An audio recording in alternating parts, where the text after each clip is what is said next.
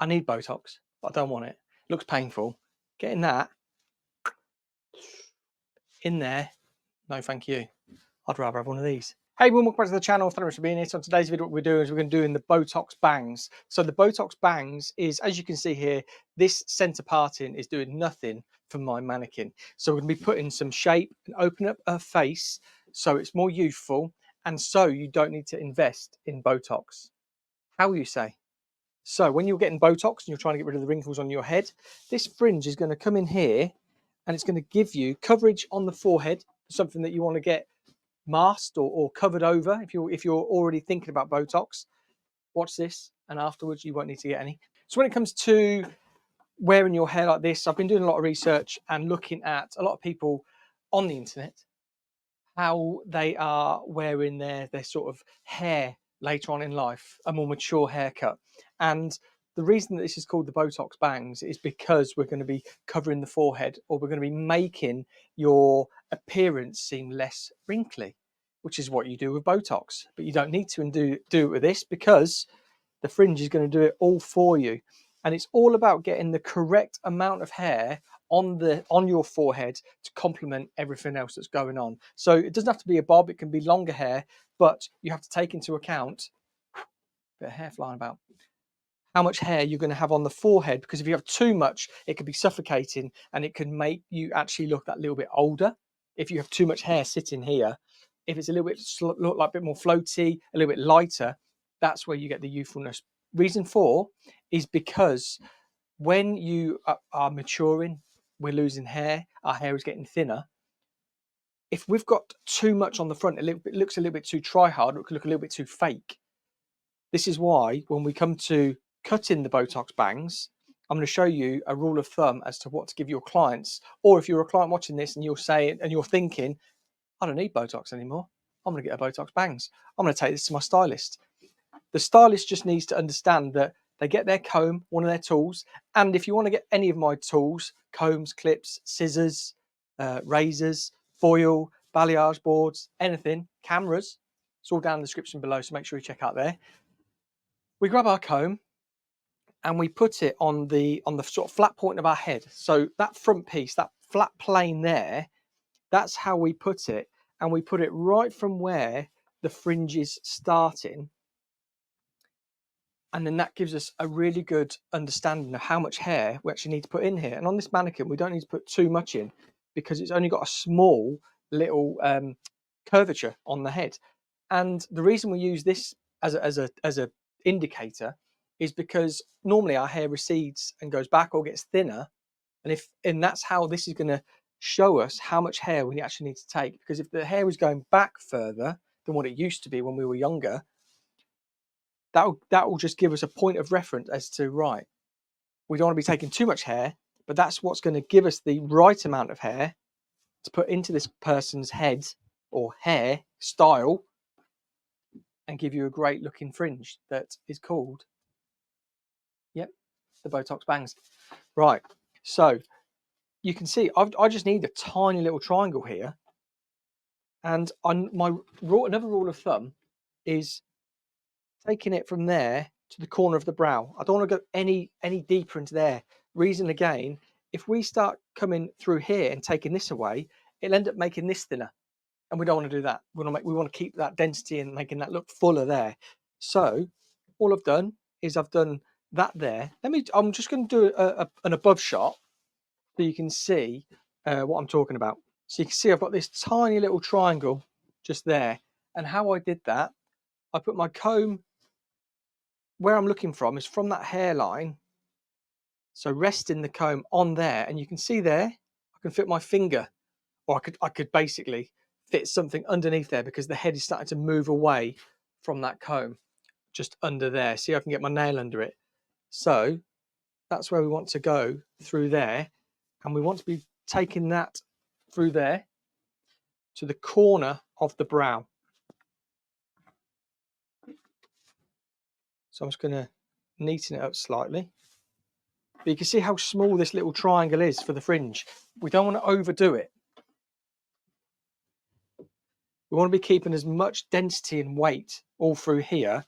This is just going to really complement it when it comes to styling and having something that's just going to cover that forehead, so you don't need to get any Botox, because this is Botox bangs. So you can see there, I've got that tiny little triangle.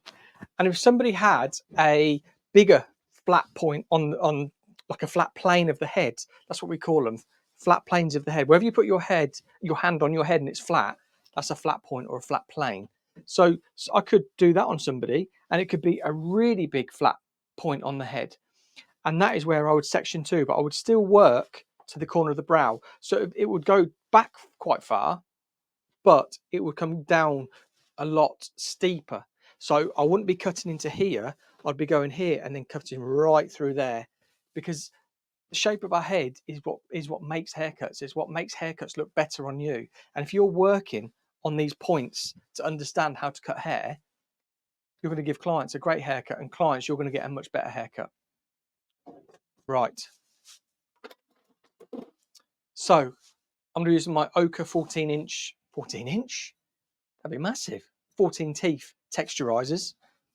And what I want to do, because the bangs, I want them to really bunch in the middle once we've styled it. So I'll show you that as well. But I don't want it to be like really long, because I want to be able to, for that hair to cover that forehead through there. So I'm just going to take a middle piece, and I'm going to use the bridge of the nose as my guide. So I'm just going to take a little piece there, that piece in the middle,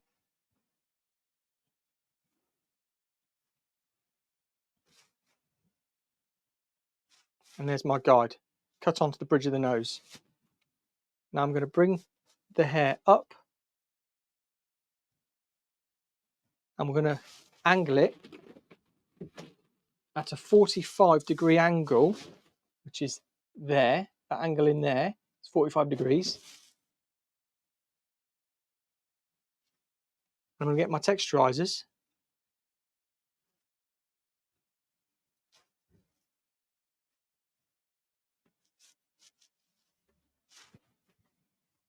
And I'm just going to pop that middle guide in. Let's take these away.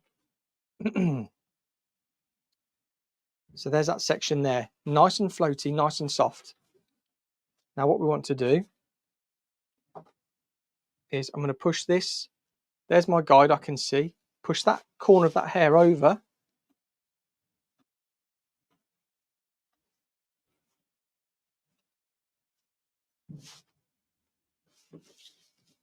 And then once we've done that, because we've pushed it into the middle, you're going to get the edges longer.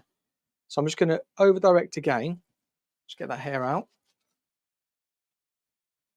and just clean up if there's any length left that there shouldn't be. Because these are texturizers, we're not getting one clean swoop of hair. But you can see there, just swooping and covering that fringe or that forehead on that side.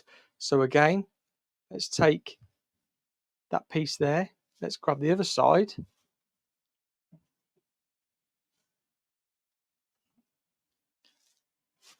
Over direct it, pull it over, elevating.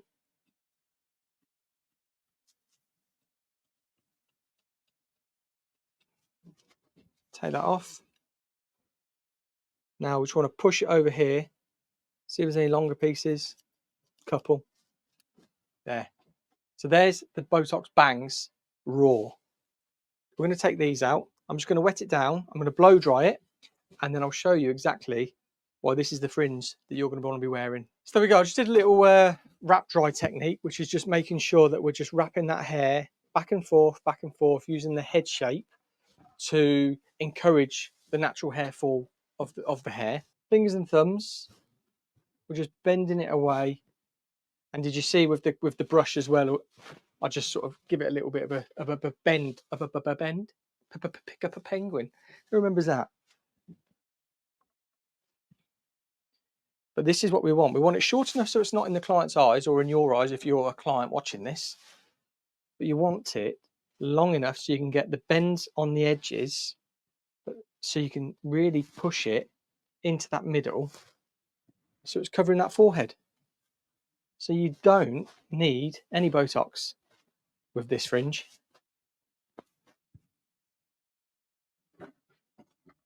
Look at it. She looks about, what's she look, about 12 now? Takes years off. But yeah, in all seriousness, that is the Botox bangs. Let's just let it down a little bit. But you can see you've got this shortness in here, which is just hiding these lines on the top of our nose that we get if we've got those frown lines or anything like that. That is what that fringe in the middle does. And then because we've got that like edges which are just a bit longer, just gives you that coverage. And I think it is probably what most people want to be wearing instead of getting Botox, because you can change it. Let's put it into a side parting. Because we've got the length on the sides as well, it's easy to push in, to push over to, because if it was all one length, you'd struggle getting this over to here. But because this is sitting longer, pushing it in just blends.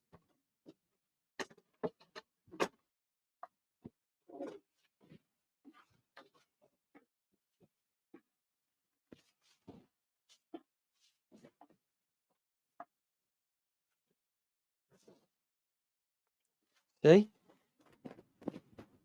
Still got the coverage on that forehead. But it's just a great little fringe for anybody who's concerned about any like lines, wrinkles, or anything like that. Or if you're thinking, I need Botox, but I don't want it. It looks painful. Getting that in there, no thank you. I'd rather have one of these. The Botox bangs, fringe, trend. No worries. So, if you've enjoyed it, please let me know in the comments down below. As always, please give the video a thumbs up, subscribe, and until next time, I'll see you on the next video.